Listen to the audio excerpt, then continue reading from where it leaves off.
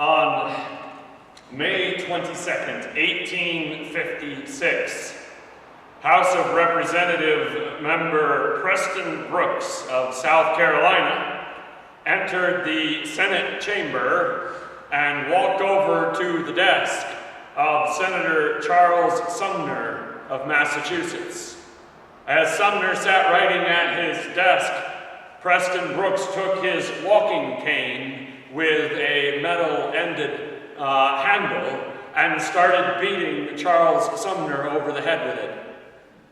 When the cane snapped in two, Representative Brooks took the broken half and beat him with that half. When people tried to intervene as Sumner lay on the floor and tried to get away from Brooks, other members of Congress that had taken Brooks's side kept them back, held them back, and would not let them come to Sumner's aid. You might be wondering why this happened. If the year 1856 rang a bell, you probably know what this was about. Charles Sumner was a noted abolitionist, and he had recently given a speech sharply critical of slaveholders.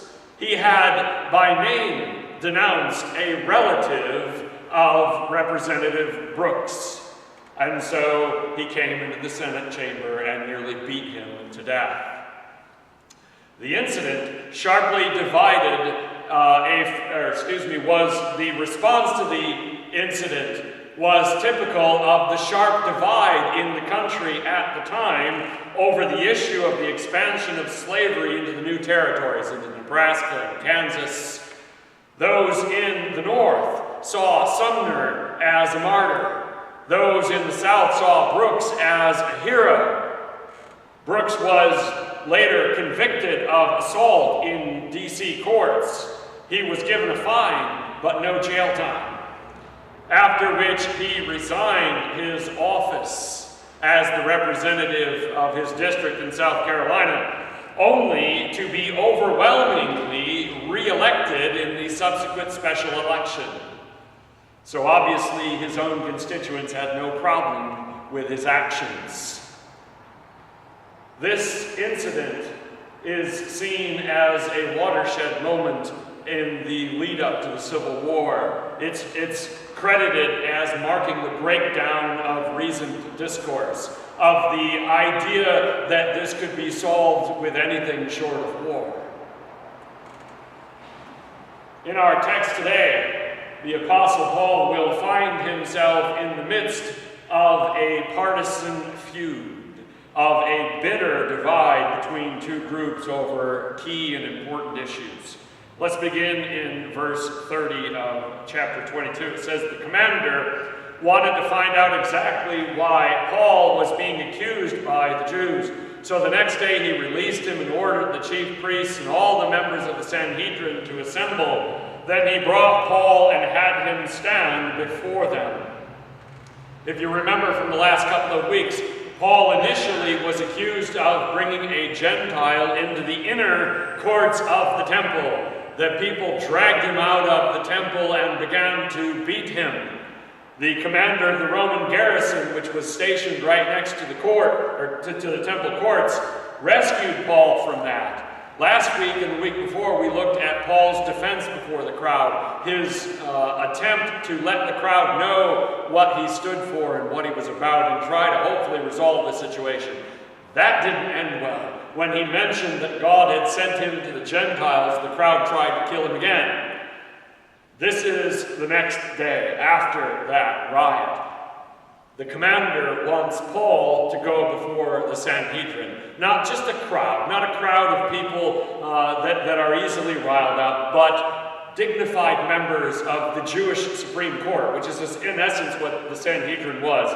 It was about like a senate and a court together. They passed regulations and laws, but they also tried people convicted or accused of crimes. They had jurisdiction throughout Judea over virtually all non-capital cases.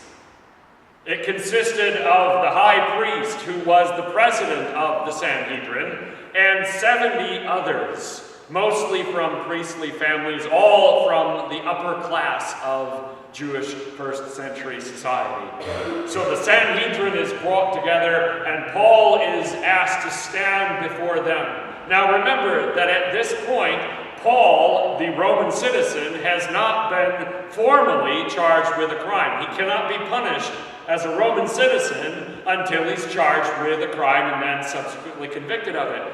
But the commander has no idea if Paul has done anything or not. He does not understand the situation, doesn't understand why they're so upset with him. So he's hoping that the Sanhedrin can hear Paul out, can come to a conclusion, and let him know, should Paul be charged with a crime?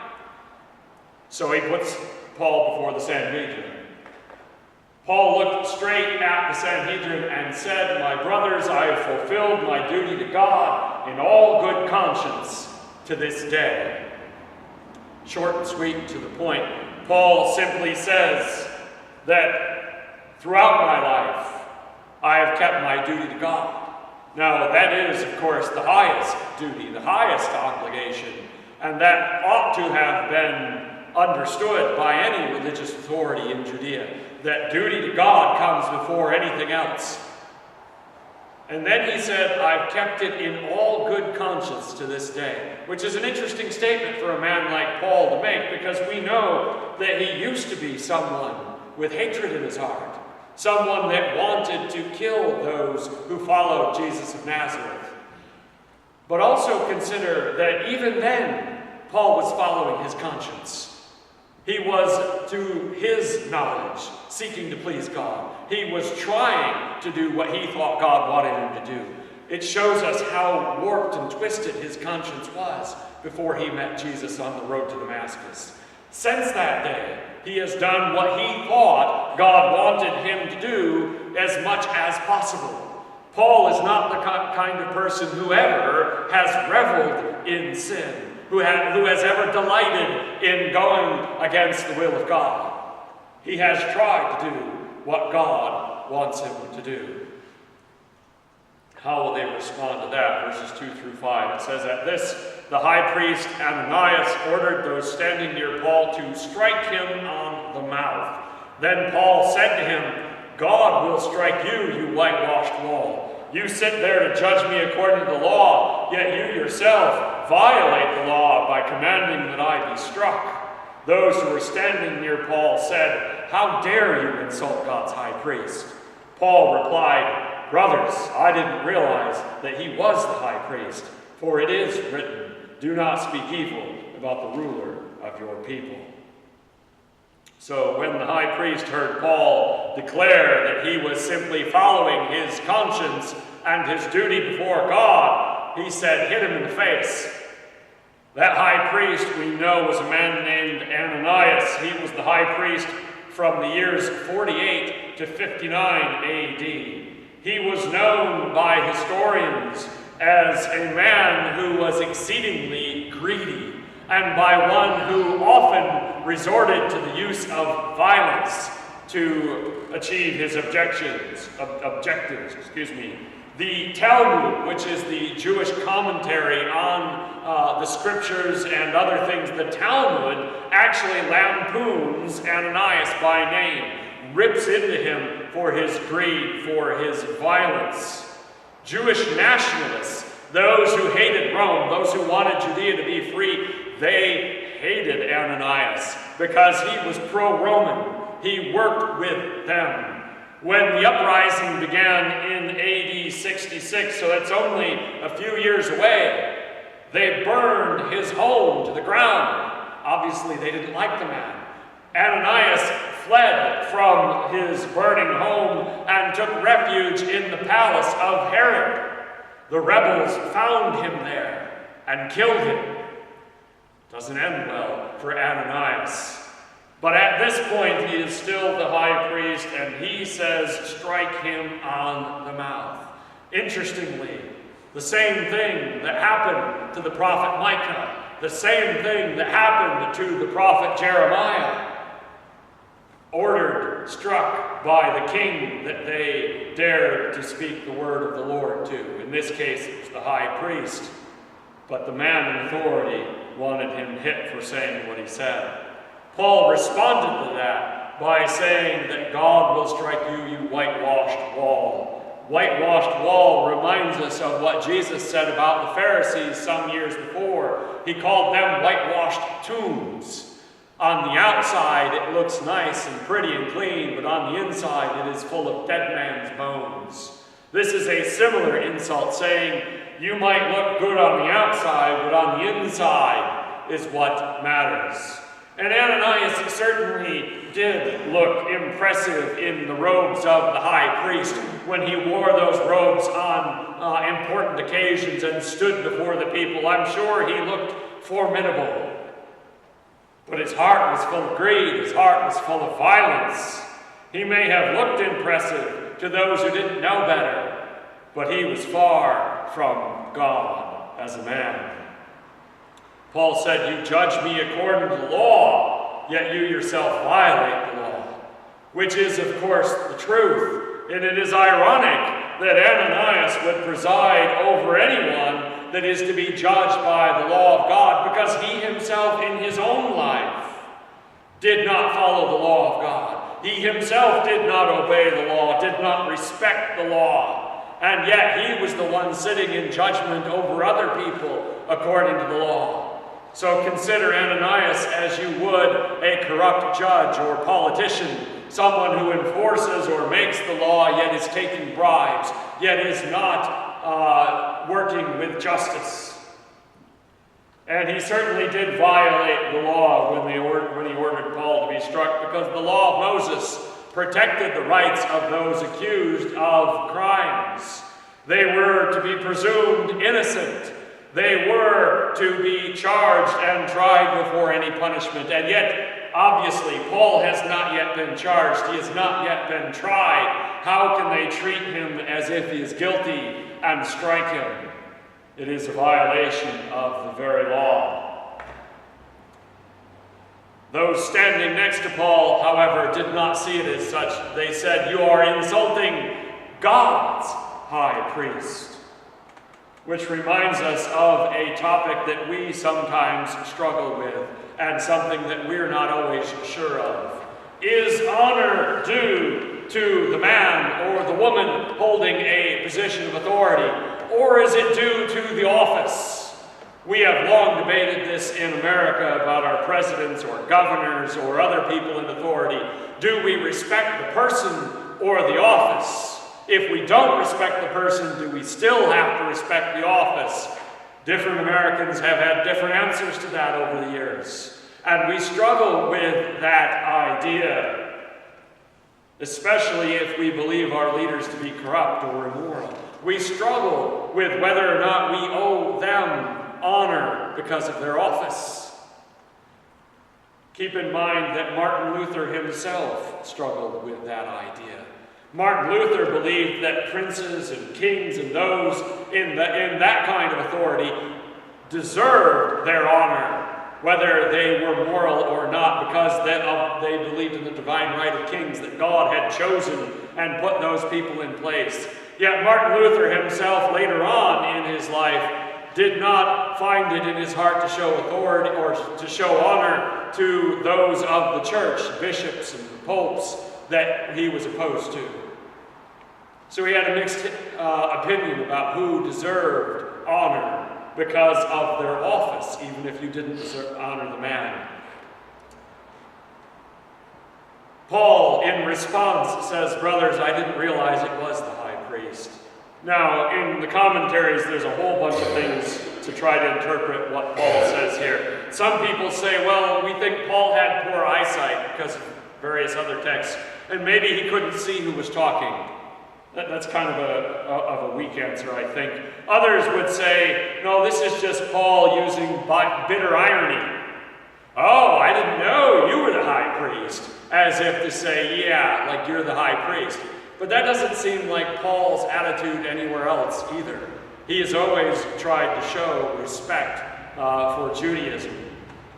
The likeliest explanation is that Ananias is not wearing his high priestly robes, not for an occasion like this. He looks like everyone else.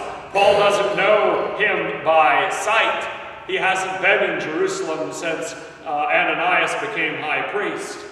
And so perhaps he was simply not aware. He responds by quoting Exodus 22:28, "Do not speak evil about the ruler of your people," which is Paul's way of apologizing, I think, to the dignity of the office, even if he does not feel like he should apologize to the man holding it.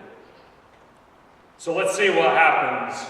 Paul is going to continue to make his defense with a unique response here, verses 6 through 8. Then Paul, knowing that some of them were Sadducees and others Pharisees, called out to the Sanhedrin, "My brothers, I am a Pharisee, descended from Pharisees. I stand on trial because of the hope of the resurrection of the dead." When he said this, a dispute broke out between the Pharisees and the Sadducees, and the assembly was divided. The Sadducees say there is no resurrection, and that there are neither angels nor spirits. But the Pharisees believe all these things. So Paul knows his audience. He may not know many of the men here personally, unless they've been in the Sanhedrin a long time, but he knows the makeup of the religious groups in first century Judaism. He knows that there are many Pharisees here and many Sadducees. He is aware that the Sadducees are the majority of the Sanhedrin, yet they are a small minority amongst the people. The Pharisees were far more popular with the common people, although they held few offices in the Sanhedrin. So Paul understands that antagonism that they have, that rivalry these two groups have.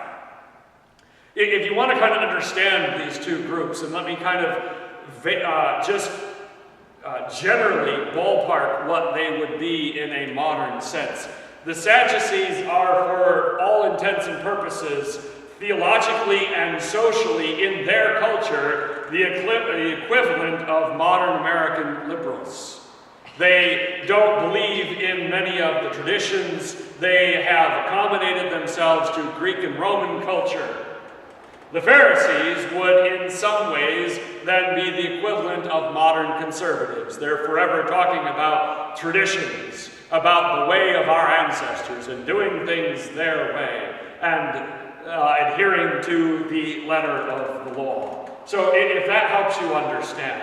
And of course, in the Gospels, Jesus rips into both groups on occasion when necessary for their failures to follow the law of God. Now, Paul says to them, I am a Pharisee, descended from Pharisees. So not only Paul himself used to belong to the party of the Pharisees, but his father or grandfather even were Pharisees. Paul began by defending himself, saying, I am an innocent man. And when they struck him for it, he changes his tactic, and now he is going on the offensive. Rather than talking about Jesus in particular, he is going to approach the divide between these two groups. So he says, I am a Pharisee, and I stand with the Pharisees, at least about the resurrection of the dead. On that one issue, Paul had no problem standing alongside the Pharisees. Even though he did not agree with them about many other things, even though he did not agree with the Pharisees about their interpretation of the law as being a works-based righteousness. He used to believe that before he met Jesus. Now he believes in salvation by faith through grace. And so Paul says, however, I stand with them about the resurrection. A couple hundred years ago, about that decision, Matthew Henry wrote, we must never think the worse of any truth of God, nor be more shy of owning it, for it's being held by men otherwise corrupt. In other words, just because a corrupt or immoral group of people believe an idea does not mean that it's not the truth. If it's the truth, it's the truth, regardless of who follows it. And if it is the truth, we should stand with it. So Paul says, I will stand with the Pharisees on this issue. And so he talks about the resurrection of the dead. Now we know the Pharisees did not believe that Jesus rose from the dead. But they certainly are not going to let the issue of the resurrection of the dead be called into question by the Pharisees, because that is a long-running dispute between the two of them. So they're not, in other words, the Pharisees, Paul is hoping, will follow the old adage, the enemy of my enemy is my friend.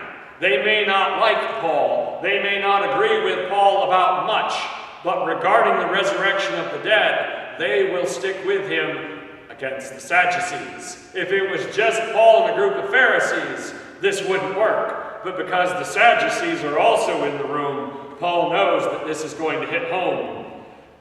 And a dispute breaks out. Exactly what Paul knew would happen. A long-running and a heated dispute that they have argued about for years. They deeply disagree about the resurrection of the dead. They deeply disagree about these other issues about angels and spirits and how these scriptures are to be interpreted. And that is below the surface. This is a group of people that remarkably were able to come together because they equally hated Jesus and wanted him dead. They worked together for that. They don't hate Paul, apparently, as much as they hated Jesus, because they are divided over this.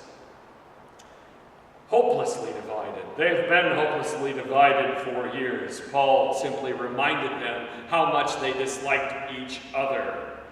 And then we get the textual note at the end of 8 saying that the Sadducees say there is no resurrection, there are neither angels nor spirits, and the Pharisees believed them all. The Sadducees were materialists. They denied the existence of the spiritual realm in general. They didn't really believe in any of that stuff, in the resurrection of the dead, of angels, of human spirits. They didn't believe we had a spirit.